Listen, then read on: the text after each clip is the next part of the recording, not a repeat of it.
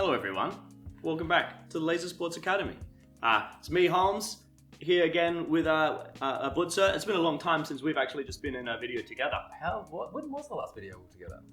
I'm gonna guess it would have been the last interview we did for the US Nats, that final wrap-up thing we did. Because otherwise, you've been separately doing the podcasts, I've been separately doing the streams. I think you filled in once, but it was because I couldn't do it. So we haven't actually been together in this space for quite a long time.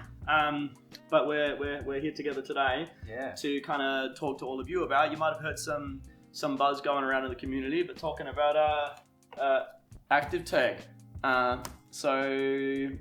Do you just want to get us started off? What the hell is ActivTag? Well, mate, it's the culmination of 5 years of blood, sweat, and tears. Mm-hmm. We're here. We've gotten through pandemics and bloods and all the things, and we've made it to launch day, which is going to be happening in a few weeks' time. But essentially, ActivTag has been kind of, existing in the mind space for probably 10 years, actually. But it really, probably about 5 years is when the first plans started to go into paper. And the last kind of 2 years is when we really started working on the prototype, and we're at a point now where we can actually launch the prototype into the market. What it is it's a couple of things. So it's a new arena design that is portable, firstly. As you can see, this is kind of just one of the walls that we've created. We've got about 30 of these things to develop a full arena. But essentially, it's got a sturdy aluminium frame. There's nice heavy base plates that are all covered with non-marking rubber, so we can set this thing up on basketball courts, and it'll protect the surfaces. Everything's padded for safety, and also so if you drop something on a basketball court, it's not going to scratch. And everything is also power and networked cabled through the top, so which means that we can run devices like bases, targets, things like that, as well as powered lighting, things like that. So, and everything kind of clicks together like a Lego set, essentially. So we can customize the arena designs, and we can make them as complex or as simple as we want. We can combine this with the inflatable style if we wish. We don't need to, though. It certainly can exist on its own merit. And then it's a lightweight panel. So essentially everything can kind of roll up, go in the back of a van and be taken to a school or a holiday program or whatever we want it to take to, or a tournament, anywhere we want. It's first things first, it's a new arena system, but also secondly, it's also a brand as well. And I guess one of the, I think, challenging, we'll get more into this through this discussion, I guess, but one of the more challenging things, I think, for laser tag has been just the wide disparity of different ways the game is played, games formats, game settings, styles, brands. There's not been a lot of cooperation or cohesiveness in how laser sporting has been presented to the world, other than what has been done through just connections, through international connections, going to other people's tournaments, learning how they do it, and then slowly over time we're starting on a global scale, starting to align how we do things. Which is cool. And I think in the 80s and 90s, when laser tag was really taking off, they had their reasons for the manufacturers who created these laser tag systems. They didn't create a brand and sell this activity in a kind of a license or franchise model. There were a couple around that weren't successful, but in the general, they were independently owned. And I think at that time, when we were learning how that laser tag industry was going to play out and how to operate this thing, that was probably the right thing. But the challenge we have, long term, is that when we're trying to promote a game or a sport globally or across a big wider region and trying to get some consistency in how we present it, at the moment it's really difficult to rank players from different sites in different countries, because this site will play with a different game format, a different game length, different game settings than the site around the corner, essentially. There's always the question, you have so we've had instances of teams from other countries coming to Australia, Australian teams going to other countries to compete, but there's always that question, no matter what the result is, and it was but what if we did it on their settings instead? It's just an interesting point on having that uniformity of settings, and kind of even arena designs and everything like that, it allows you to have a global ranking system, and you can pretty definitively say like, okay, this team or these sets of players are X rank in the world, which is pretty cool. And I just wanted to touch on something quickly. So we were saying how like it all clicks together like Lego, and all of the lengths. There's like a top pole and a bottom pole. The lengths of these are like predefined. And so what that means for someone like I actually enjoy designing arenas. Like anytime at my home site, former home site, Megazone's closed down now, and I'm also a dirty Queenslander now. But anytime there was arena design, like that was one of my favorite things to do, was to jump in the problem solving of like, how can I design an arena in this space with these resources? With ActivTag, now that we're kind of launching this prototype, and I've been designing the arenas we're going to use, it's actually really fun because I have all the defined lengths of what all of the panels are going to be, and being able to effectively just like pop on, like I just use like a diagram web tool, but I can pop up in there and I can like to scale design everything out, and I know the lengths of everything in there. So as a designer, it's pretty fun. Yeah, it's pretty fun. And that's like a big intent for this project, is to really bring the whole community on the journey with us. And there's going to be so much opportunity for the community to like have an input on how this all plays out, because you know, I'm not the best arena designer in the world. There's a lot of better arena designers than I am. So yeah, and you're a great arena designer, by the way. I love your arenas. Thanks. But yeah, the opportunity to go out to the community and say, okay, here's the parameters that you've got to work with. Come up with your best arena. You know, we'll have a little competition or see who can come up with the best designs, and then to incorporate those into what we deliver to the public. You know, over time, essentially. And we really want to present this as similar to when you play a video game. You know, you go in and play a first-person shooter, and there's a limited number of maps, right? And over time, that game will add maps to the collection of maps that the player can experience. And that's exactly what we want to do. We want to not just be gun-ho and just have an unlimited number of arenas. We really want to curate them well, make sure they play well, and then have a defined list of arenas that we kind of go to for established, you know, particularly when we're establishing rankings and when we're playing tournaments and stuff like that.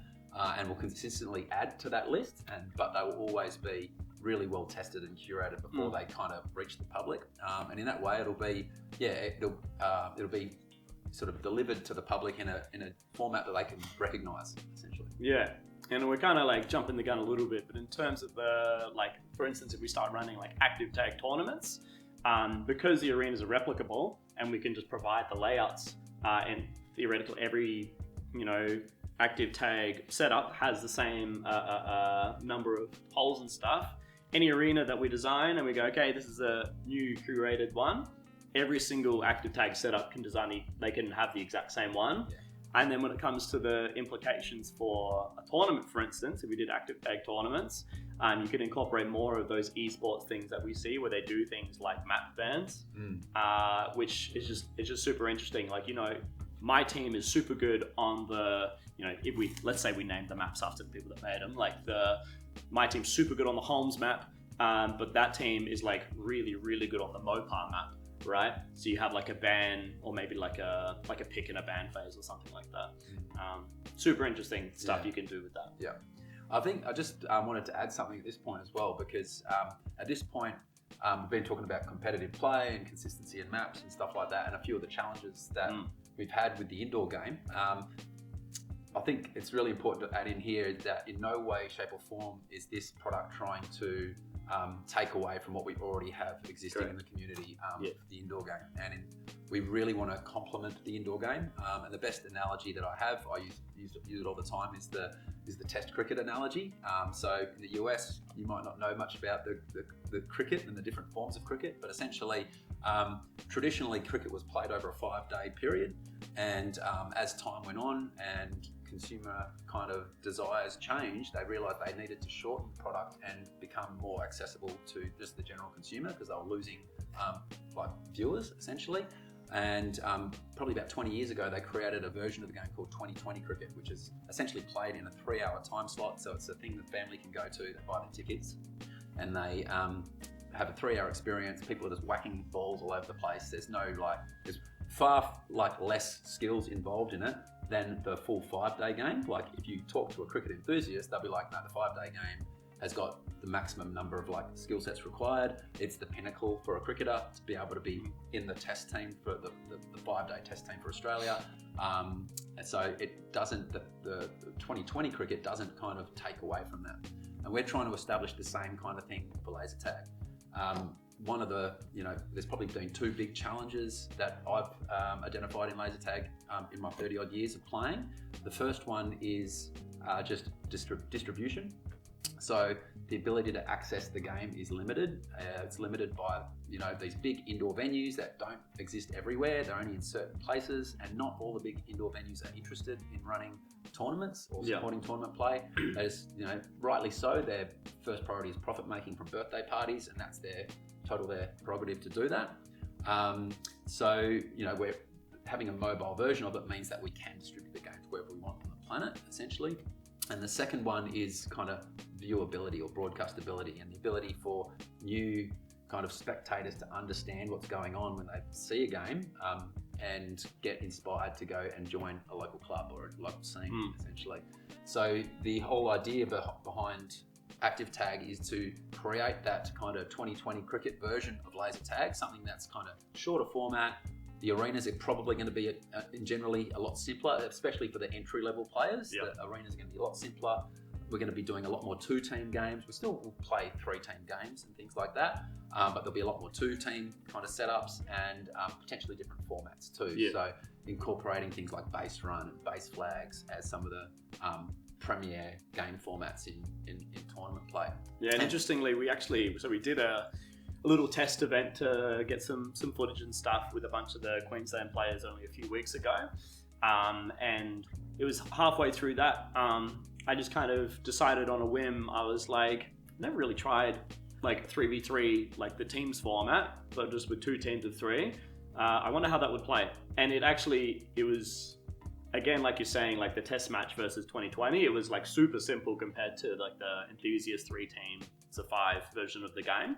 But it was actually really cool. So basically the way the arena was designed was not with it in mind, but there was effectively 3 lanes and then the bases on either end. And there was just like a bit of brawling in the middle, a little bit of stalemating, but as soon as someone broke through on one side, the teams are put in a position where, okay, like they're broken through on my side, I can decide, well, that's one less person in their defense, so I can go aggressive now and kind of see if you can get that, or you have that choice to also, I'm going to go back and be defensive and kind of deal with that threat first. So there's like an interesting, like a bit of an ebb and a flow, and this 50-50 decision of, am I going to go on an aggressive cycle or a defensive cycle? It was actually really cool. Definitely need to tinker with things like activation times and shot rates and all of those kinds of things. But when we played it, it was like I managed to get a few games. It was actually really fun. Yeah, I enjoyed it, and there was a lot of laughing and a lot of like general enjoyment. My kind of experience was to kind of stand back a lot and just look at the feedback. There was the body language coming off the players, and it looked good. It looked like people were enjoying it. And keeping in mind, this was our first run at it, and there's a lot of refinement to go, and particularly in the game format and that, but also the arena. Like we're still figuring out the best way to set the arenas up and things like that. But one of the things I kind of noticed with it is that the experience is much more social, because in indoor laser tag, the rules are the outside world cannot interact with what's going on in the game. In this style of game, the way we played it during our test event at least, it was the opposite. You got people screaming in from the sidelines. People were completely surrounding the arena and watching what's going on and yelling at people about what to do. And it was, the whole overall experience was a lot more just fun and social compared to the traditional experience that we're used to. And that's definitely the advantage of setting it up on a court, or at that time it was like an indoor netball venue which had like nets around the whole outside, is people could walk around the whole thing. Imagine if you did it in a stadium, you'd have like actually raised seating so you can see down as well. But it being that kind of a thing, there's not like 4 walls surrounding the whole thing that you can't see into, like touching on that like visibility, spectator ability that you would get traditionally in an indoor venue. And it was super fun. Like someone like messes up a play, like they miss a really easy shot, they get shot, you got hecklers on the outside just giving them crap for it. It was really funny. Yeah, And like you capture all the moments too. Like indoor, there's a lot of moments that are kind of lost because you can't have cameras everywhere, but you really do capture every moment. And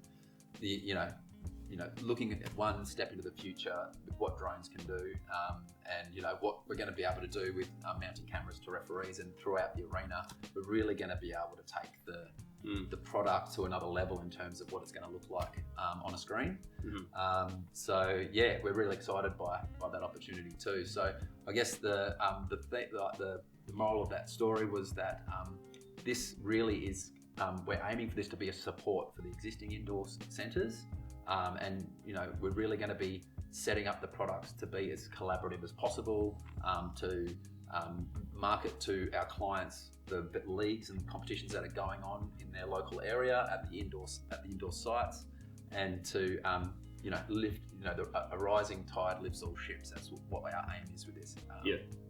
With this product. Yeah, we can get people that are attending like an ActivTag event and they're like, oh my God, that was so much fun. I want to take this more seriously. And we were like, well, there's actually a venue like 20, 30, 40 minutes down the road. They have a full competitive scene, like leagues, and they have trainings, and they have like national level players like us over there. So any traffic that we can drive towards the sites in terms of that is super cool. Like you said, the other limiting factor of the venues is the distribution, like the fact that we can go pretty much anywhere. We can hit a lot of spots that might normally they wouldn't have considered making the trek, but then there's plenty of players that do travel like 30 minutes to an hour to go play competitively. Maybe initially they're not going to make that trek without knowing what it is, but we bring it to them and then they'll go, oh no, I want to do this more. And so they will actually, they're going to be much more willing to make that trek. And in addition to us actually running our own leagues, our own things as well. But we're very conscious of like working collaboratively with the existing scenes that are already happening. So the last thing we're going to be doing is setting up leagues, in the backyards of successful scenes that are already running. So that would just be rather rude. It would be a bit rude, and that's not our goal. So fantastic. So all of that being said, at the end of the day, the idea of ActivTag is for it to be a replicable model for a business that is still going to be profitable. And as much as we love the sport right now, there's just not enough in it for a business to survive off of just the sport. So who realistically is Active for in a broader sense? So I guess just to start there, I think just to establish, to add a bit of context, where we're at right now is a prototype stage. So we have one arena, which is going to hit the road on the 28th of March, a important date because it was the anniversary of the first ever laser tag centre opening, Photon, in 1984. So International Laser Tag Day. It's International Laser Tag Day. We thought, let's birth a new baby on that day. What's it, 41 years later?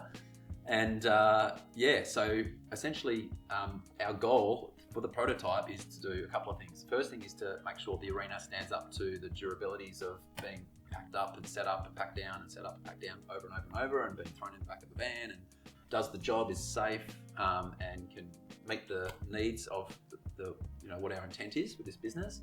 And the second part is to essentially establish a business model around how this can function. So yes, we're both enthusiasts ourselves. We love the sport. Our goal has always been the Laser Sports Academy and ActivTag is to get more people into laser sports, to take laser sports to more places, and to support the enthusiasts in the community to give them more tools to do what they love. But the reality is there's an economic reality to this, which is that we need to have a business model that works in order to be able to continue to pursue that goal. So our goal right now is to do that, establish a business model over the next 3 to 6 months, which works. And what that focuses on at the moment is a couple of things. One of them is setting up key stakeholder relationships. In Australia, we have a group called the PCYC. They provide holiday activities and they have basketball courts and venues all around Australia, essentially, that provide activities. Establishing relationships with those kinds of groups so that we can go in, utilise their venue to have public sessions, as well as service holiday programs and just general kids programs. Also establishing relationships with schools, so starting to get into the schools and going visiting there for an afternoon session for a bunch of classes. It'll be great if we can get good relationships with schools and then keep the whole setup for after school and start running leagues on the basketball court at the school after the school finishes. Just in terms of efficiency, that would be great. And also, of course, all the kids at the school are like become the marketing pool for the league. Yeah. It gives us direct access to a whole bunch of kids to get them into the sport, essentially. There'll be obviously work groups and social groups and just councils who want to book us for, festivals and events and things like that. We'll book you into a library. Yeah, so one of the first bookings we've got is in a library where they're utilising the library shelves, all the books on it as the walls. We don't even need to go up and set any of this stuff up. We're just going to rock up with our packs and a couple of inflatables and play in a library. That actually sounds it sounds like it's going to be super fun. Yeah, when I was scouting the venue, it was like, oh, this is going to be amazing. I've never done anything like this before. So just we don't know what we don't know yet in terms of the kinds of people that are going to come out of the woodwork and go, oh, I really want to set this thing up at my venue, or can you find a venue for me so I can bring my group along and do it. So Chris Hemsworth sends us an email going, hey boys, want to set up this ActivTag thing in my fucking giant mansion on the Byron Bay or wherever he lives. Yeah, 10 minutes down the road he lives. You never know what might happen. But I mean, it's a boutique laser tag product. Nothing like this exists. And one of the kind of reasons I designed this is because I have actually run a mobile laser tag with the inflatable barriers before. The inflatable barriers are cool. They're really cheap and easy. You just buy them from China and get your brand on them and go out and blow them up and do your thing. But the reality is it doesn't replicate the sport at all. It's isolated barriers where you're trying to stay alive for a second so you can run from one barrier to the next. Yeah, it doesn't flow the same. No, it's different. It's cool and all, but it's a different game. It's kind of like a skirmish or paintball kind of a setup. Yeah. It's more of a military-oriented simulation rather than a sport like what we're into, where we need rooms, we need tunnels, we need base of back lines. We need we have a different set of requirements. I think that being said, like in terms of like how this setup like allows us to replicate the indoor game a little bit more is when we did that test event on a few weeks ago with the Queensland players. We did set a rule, which is different to at least Australian indoor, where we weren't allowed to even touch the walls at all, because obviously like they're sturdy enough. Like you give them a smack, they're not going to fall over. But it's still just as a bit of a safety thing. We had like no touching the barriers or the panels or the poles at all. And even given that, like people were still like finding ways to use them, like kind of ghost paneling is what I've called it in the past, where you're not on it, but you kind of have the same position just off of it. Yeah. And it still played like really well, and you're still able to use the panels like almost exactly how you would in the indoor game. So that was really cool. Yeah, and like the Europeans are going to be like, yay, no more paneling. The Aussies can't do their wrapping anymore. I got so many dirty looks and people probably swearing at me in foreign languages when I went to Sweden in December, because it's like that. Yeah, if you weren't aware, in Australia we are pretty loosey-goosey with our wall hugging rules in terms of how much contact you're allowed to make with it. And in Europe, as far as I'm aware, it's like none of the clear plastics can touch it. And like, yeah, you can't like fully press yourself into it. So me as the Aussie guy going to Sweden in December 2024, just like my instincts kick in, like when I'm taking a really important duel and I'm like wrapped around a wall like this, and I have the person like probably talking mad shit about me in like Finnish or Swedish or something. Like, yeah, that was quite funny. So the Europeans are going to be very happy with that. Yeah, but like I think it really does retain the best of the skills that we want to enhance and broadcast to the world, essentially. All the cool gameplay stuff, obviously the dueling and the working the arena part and the communication and like there was there's definitely going to be a lot of strategy involved, especially since we in our first test event we created a pretty simple kind of layout, and this is a prototype, so we're trying not to. It's a proof of concept, so we haven't gone overboard with the amount of walls that we've created. We've got like 30 or something like that. I think to create a nice complex arena, you're probably going to want 40, 50 walls or something like that, which is definitely what we'll do. Like when we get into the more complex, the more high-end tournament play, we want to be able to replicate, a small arena with 3 teams. Like that's what we'll be able to do. So, definitely the depth of strategy and tactical play will be enough to really feature the best of our game, I think. Yeah, 100%. I guess another talking point for us is what actual services are we going to be providing with these? Like how, we've talked a bit about the leagues and like us wanting to run like ActivTag tournaments and stuff, but just for like general play and stuff, like how are we going to be structuring those services? Yeah, well, I guess to give an example of how we're starting off, because we are learning on the go as well, like what people are going to want when they come and try it out. But how we're starting is we're going to we've booked a whole bunch of venues over the next school holidays, which launches about a month, and we will basically run 2 sessions when we're there. So we'll be there for like a 7 or 8 hour period. It's a little bit of setup and pack down time, and we'll run a 90-minute session for kids to start with, and then a 2-hour session for like kids 11 to adult, or like 11-year-olds to adults, essentially. So we are trying to section out different kind of demographics to make sure we can tailor the product enough to the smaller kids. I think they need a different kind of service. They need something a little bit more just running around tagging each other. Really not as, we're not going to be focusing on skill development and stuff like that in the kids sessions as much. And it's a 90-minute session. It's shorter, so if you've got 6 and 7-year-olds, it's kind of like going to be, they won't lose concentration or whatever.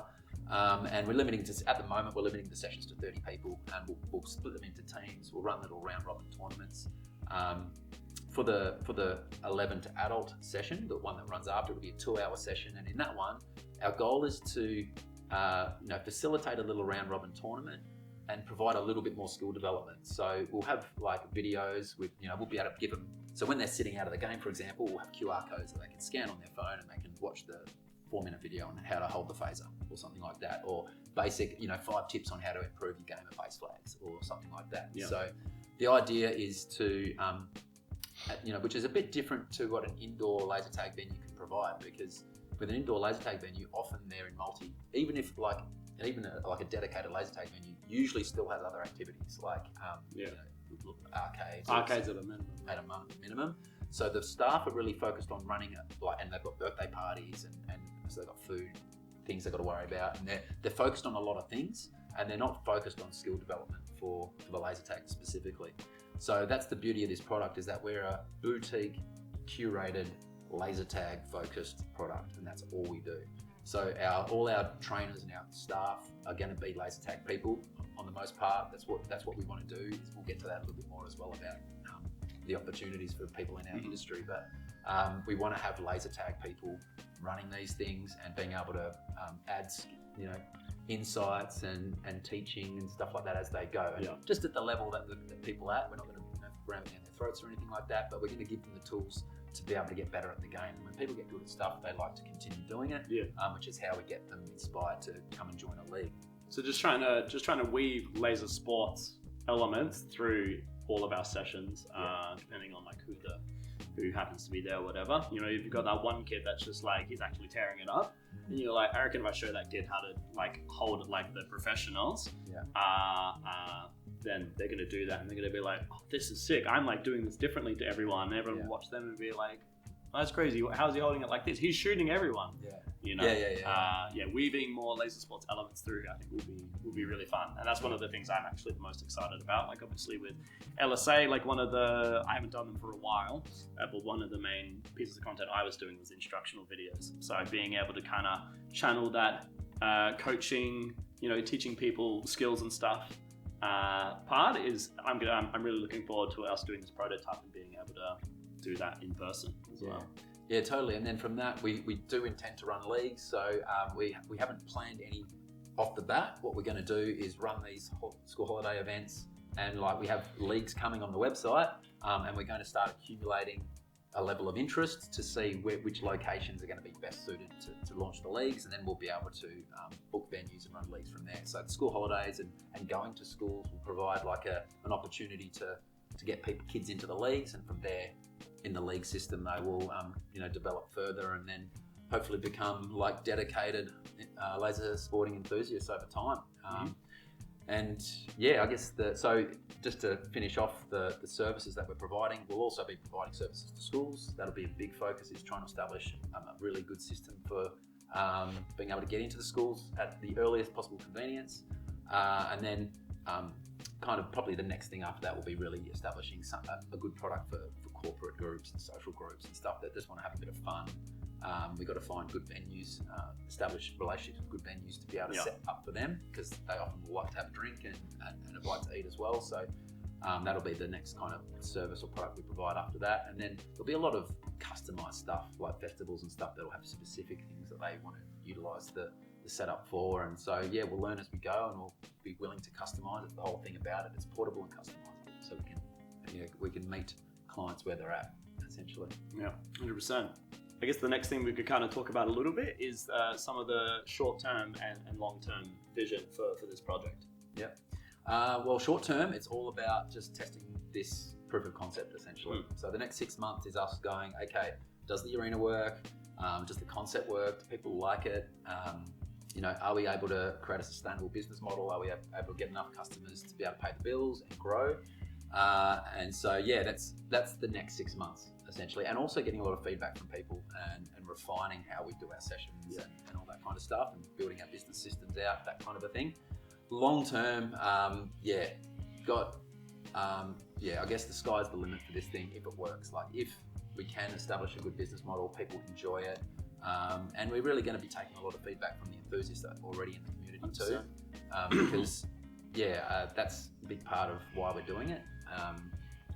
If they're really behind it, that's going to really push us to take the next step. The next steps will definitely involve expansion. I feel like this is a prototype to test that this thing works, but the next stage is called what I'd call a minimum viable product. So we need to create, okay, what's the smallest version of this that can demonstrate that it's actually going to work on a bigger scale if we want to take it into other countries and things like that. And I feel like that is having a bunch of vans across a region or across a couple of regions, because I think the management costs on something like this are going to need, we're going to need centralized marketing. We're going to need somebody who can look after bookings and inquiries from customers. We're going to need to have a warehouse where we can have gear. And essentially, at the moment, it's all sitting in my shed here, and it's taking up the whole shed, which is making my housemates really unpleased. And a place to service equipment and also record content. That's going to be such a big part of what we do, because we're not going to have a physical location. So content creation is going to be such a big part of our marketing. So that's kind of the next stage. If we get to 6 months from now and things are looking good, it'll be go to the market looking for investment and expand to the next stage, which is having maybe 3, 4, 5 of these things across either Southeast Queensland or across the East Coast potentially, and start to build out our team. I really feel like one of the most important parts of the team build out is having somebody like a technical person, like a programmer, because there's a huge opportunity for us in terms of developing software that can really take the whole experience and the sport to another level. The opportunity to have a global ranking system where anybody within the network can log into their pack, see all their career stats, see how they're developing over time, go through some kind of ranking system that we can develop, and be ranked against other players in their area or globally, is huge. And we can customize. We've already got some great stuff coming out with some of the scoreboard stuff that's been created in the community. Linking in everybody's tournament manager information so that we can get much better collaboration of all the data that's happening in all the leagues across the place. So any league player can be ranked against other league players of their level across the country, even if they haven't started traveling yet, things like that. And then from there, we can utilize the information to qualify people for tournaments at a regional level, and then maybe a national level, essentially. So at the moment, we don't really have the data to be able to qualify players for higher and higher tournaments. It's essentially, each state has to kind of look after their own qualification process, and that's how it works, at least in Australia. But this gives us an opportunity to qualify people through their performance in tournaments, and have tournaments that allow them to play at higher tournaments. And long term, because we can actually see a lot more of what's going on in the game, we can get, much sort of better with our refereeing. I think one of the challenges we have in the indoor game at the moment is the inability to ref the game at a level where we can utilise prize money in the sport. And I think prize money will take the sport to another level of credibility as well. I don't necessarily think it's the be-all and end-all, but I think it will, so often I talk to people and say, oh yeah, playing competitive laser tag, and they're like, oh, how much prize money did you win for that? And I was like, oh yeah, no, it's just... You got a plastic trophy, yeah, right? Yeah, plastic trophy, I have to pay for my own flights, all that stuff. So the opportunity of having a bigger network, where there's a bigger pool of funds available, where we can fund people to get to tournaments, where we can provide prize money, all those things are going to be available. And then of course we can link in all the playing stats and everything into the broadcast as well. So having live stats that show up on the broadcast feed and all this kind of stuff. So I think the technological fit out of this project is going to be a big part of the next phase. So once we get through this phase and we go to the expansion phase, or we go to the MVP level, it'll be build out our team, and one of the first people I think we'll get is a software developer to help us. Yeah. And then in terms of long-term goal from there, like I'd love to take this to other places. If it works in Australia, I'd love to take it to other countries, particularly to start with the US and Europe, because I feel like if we have those three, they've already got existing scenes, particularly in the US. They've got a lot of challenges around getting venues to play tournaments because the operators are really focused on income generation.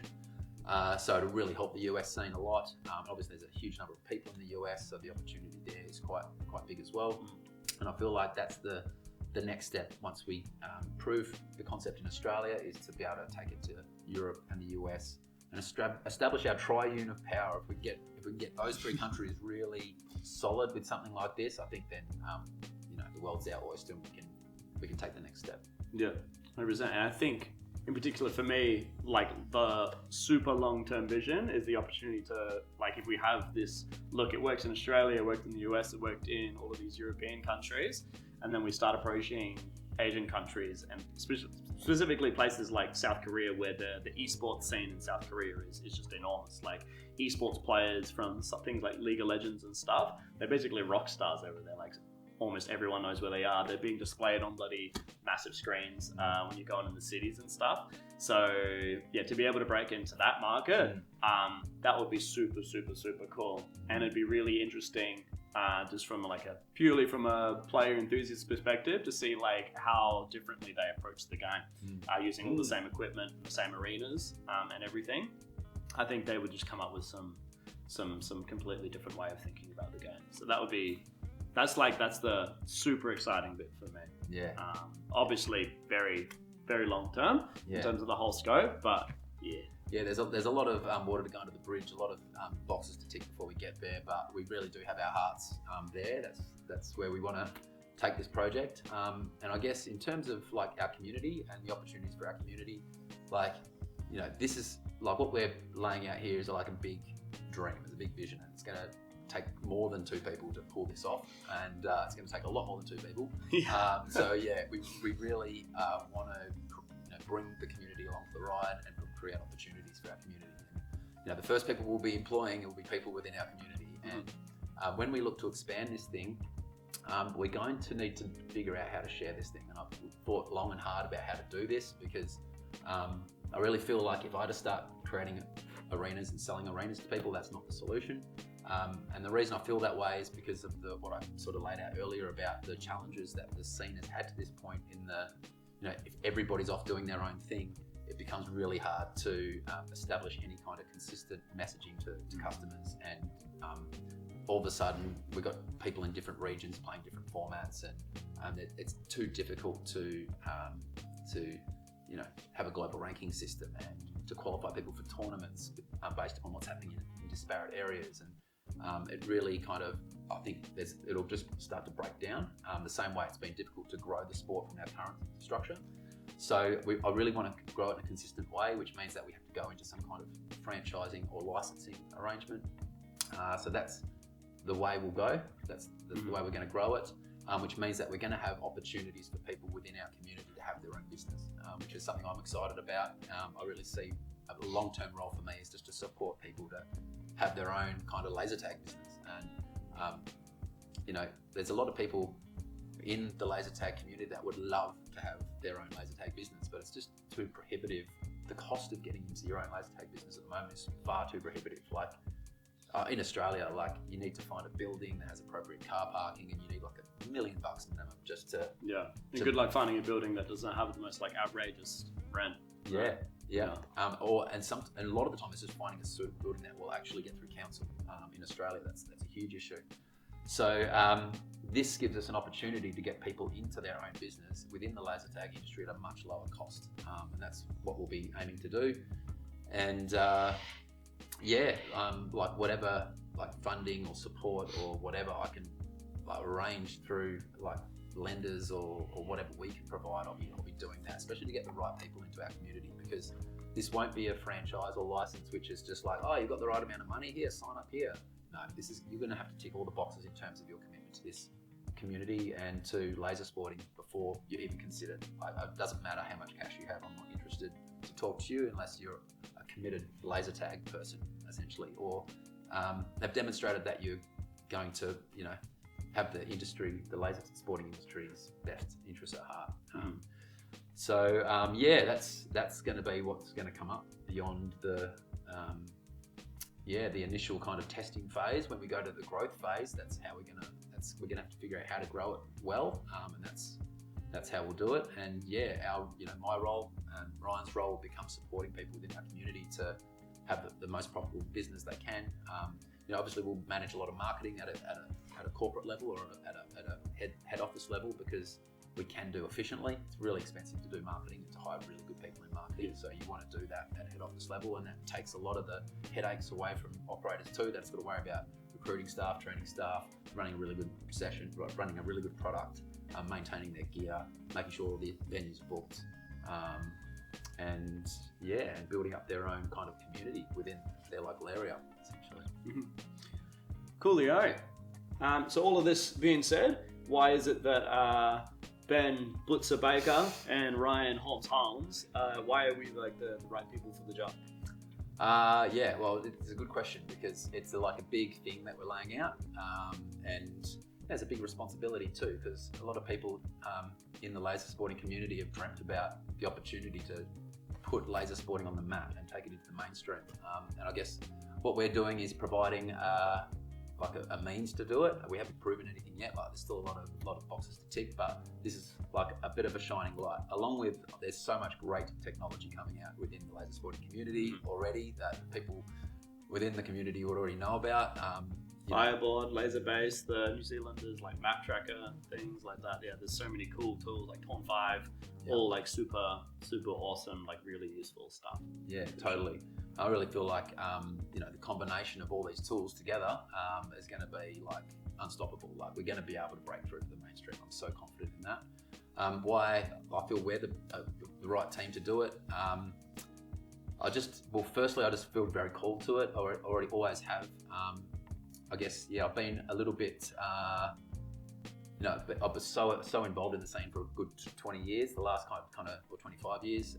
The last 5 years I've kind of been a little bit quieter, but only because I've been kind of tinkering away in my shed on this. That's the only reason. And everything I've kind of done in the last 30 years in terms of my dreaming for my future has always been about establishing laser sporting as a mainstream sport. And I've gone through the full journey, so I've owned my own indoor venue for 20 years. I was heavily involved in the Zeltac committee for several years, and I'm on that committee for a long time, and realised pretty early that I love what the Zeltac have done and how much work the volunteers and that put in. But I feel like there's a limit to where we can grow the sport to under a not-for-profit situation. And the main reason for that is just in the way it's structured. When you've got a board that kind of changes every year or two, it's very hard to establish longer term plans in an environment like that, which is essentially why a lot of sports are eventually incorporated and become for-profit kind of explorations. My commitment, I guess, is just to go all in on this. in the last, so much has stood in the way of this coming to fruition. Like I've built this thing twice already, because the first time I built it, I didn't like the design, so I rebuilt the whole thing, which was the first kind of delay. And then we had a catastrophic flood at an indoor venue that I own, and that put a good 12-month delay on it. And then like 2 days before we were going to go have our test event, we had a storm in the local area and a tree fell on my van, and I was unable to transport the gear. Like, so many things have come in the way, but nothing has stopped us so far. And we're here, and we've done our first test event, and we're about to launch. So my commitment is that I'll just give it my all, and and I'll always prioritize what I feel to be the preferences or the desires of the community, and put the community first, and include community people, and always hear the community's voice. And one of the first things I want to establish once we do get through the testing phase is like a global board, essentially, like a board of the best minds in our game to steward how we build this thing as we start to share it. Because I know I've got my own limits in I'm doing only one perspective, essentially. I know there's so many great people in laser tag and laser sporting with a lot of great ideas and great experience, and I want that to be guiding the whole project, and I'll just kind of be the person who kind of guides the whole thing, essentially. And I feel like I've seen enough. I've had a mobile laser tag for 6 or 7 years using inflatables, so I have some experience in mobile laser tag. I've run an indoor venue for 20 years, so I know that inside out. I've been heavily involved in the sport for a long period of time. I know that inside out, and we're well connected globally with the community, so that we can get the right people involved in all the different places, hopefully. And that's kind of my pitch. Yeah. And all this talk of floods and storms and stuff, safe to say your booty hole was clenched pretty tight when there was word of a bloody cyclone coming through as well. Yeah. We had a cyclone last week. Well, it ended up being just a pretty heavy storm, but everybody prepared for a cyclone, and I was going, oh my gosh, what next? But it was all good. Not another 12-month delay, please. Yeah. And I guess to circle to me. So no, I don't have the 20 years experience running an indoor venue, and I don't have nearly as much experience in general compared to Bootza. But I think I know for me, laser sporting has been a massive, probably the main kind of facet in my life as soon as I started playing back in 2011, and ever since I've been taking it really seriously, especially starting to attend tournaments and stuff. It's always been a dream. I wish I could just make a career out of laser sports.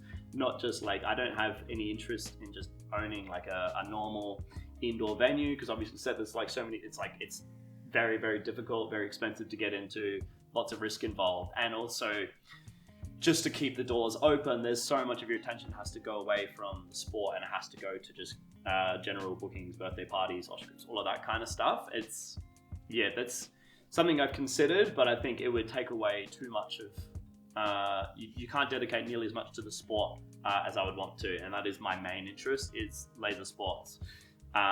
So I've been, just if only there was some way to make a career out of laser sporting. Which was actually a lot of the inspiration for Laser Sports Academy. We haven't gotten there yet. It's kind of been a bit of a labor of love, slow grinding project, but eventually I also want to get Laser Sports Academy to a point where we can provide pathways, maybe not to make careers, but for people to make a little bit of side hustle money effectively. And that was circling back to making a career out of laser sporting. A lot of Laser Sports Academy came from that dream, not just for me, but to be able to provide a pathway for other people as well. And so, funnily enough, it was actually, I think it was before that first flood happened at Laser Zone. I think we were talking about it the other day. You don't remember, but I actually got an offer. You mentioned this, it wasn't called ActivTag at the time, but the idea of this mobile laser tag system. And you actually offered me a job to work with you and to move to Queensland. At the time, I had a lot of commitments in Adelaide. I had I think I was studying at the time, so I had kind of an idea of what my future was going to be. Kind of given up a little bit on the making a career out of laser sports, and I was no, I just can't do that right now. And then, I mean, good thing I didn't commit at the time, because bloody, like the venue got flooded and the whole thing got pushed back 12 months. But yeah, like I guess a year and a half later almost, we were at the US Nationals together. Shout out Team Aurora, 2024 US champs. We were at the US Nationals, and we were just kind of talking again, and you brought up, like, it was around the time that you were circling back your energy to ActivTag, and you asked me again, and it just happened to be at a time in my life where all of those things that I had planned for my future in Adelaide, like all these commitments I had and stuff, they'd funnily enough just like subsided, and so the timing was pretty uncanny. But it's kind of like, this makes, you know, I don't personally believe much in, like, you know, divine intervention and like the will of the universe and like all of that, but it's like, it felt pretty damn close to that. I was like, the timing of this is pretty crazy, and yeah, an opportunity for me to move states. Like I love traveling now, so the opportunity to move somewhere new, meet lots of new people, and just go all in on this project, and yeah, hopefully fulfill that dream of being able to make a career out of not just laser tag but laser sports. Yeah. And yeah, I don't know, I'm a cool guy. I'm pretty. Cool guy. I go all right. So yeah, I think I'm the right guy for the job. That's my credentials. I'm so glad we got to work together on LSA, because through that, like, obviously you get to know people a little bit when you play against them and they live in another state, but it's not until like you work on a project where you get to know somebody's, like, you know, more intimately. And like through that process, I got to see how good you are at explaining things, how hardworking you are. Like, you're one of those people that if you say you're going to do it, you do it, which is like huge for me. So yeah, it was very clear to me that you'd be an awesome candidate to be kind of a right-hand man. So yeah, when you said that you're going to come, I was like, oh my God, this is going to be amazing. So good. So I'm glad you're here, bro. Yeah, and here we are. Yeah. Here we are. I am officially a Queenslander. And yeah, I'm just super excited for all that there is to come. As many unknowns and scary bits as there is, it is mostly just very exciting. Yeah. All right, amazing. I think that just about covers everything that we plan to talk about. So just to wrap it up, is there any thank yous or words you want to put out there? Yeah, I do. I want to thank Zone Systems, Sean from PNC, because we haven't talked about the laser tag packs, which we have, which is not Nexus. It's a Helios CE, which is a hybrid Helios CE system. So it's a system PNC couldn't really sell, and had it sitting in the warehouse, and they were kind enough to offer it on a loan arrangement to me, so I could get started with this project. So without Sean's support from PNC Micros, we wouldn't be here right now. So massive thank you to him. My friend Rome, who helped me put together the arena design over the last couple of years. Massive thanks to him. Thanks to the enthusiasts that have given us feedback so far, and to Katie and Shaz for doing some photos so we could get some like photos up on our website. Big thanks to you, bro, because man, you've just rolled the sleeves up ever since you got here. And, sleeves are rolled. Got those forearms, those nice strong forearms out. Climbing forearms. Yeah, climbing forearms. They're looking high. Yeah, man. So thank you so much as well for your contribution. And, that's cool. My pleasure. Thank you for the opportunity. Really. Awesome. I haven't got anything to add other than I don't know when this video will be edited and uploaded versus when we launch the website, www.activtag.live. But we'll put at the very least the link tree in the description of this video. If not, maybe a link to the website there, or something like that. So stay tuned for the launch of the website, all of the socials. You can sign up to the list so you stay up to date with everything. Please do. Yeah, we really want to take everybody on the journey, and we want to get feedback as we go. And like, so much of how we develop this is going to rely on the feedback that we get from everybody. And we really want to take everybody on the journey with us. So please, when the list becomes available, join up, and so we can include you in what's going on. Amazing. Well, I think we'll leave it at that. So thank you everyone for watching. We'll see you for the next Laser Sports Academy video / stream, whatever that happens to be. In the meantime, Illy and goodbye.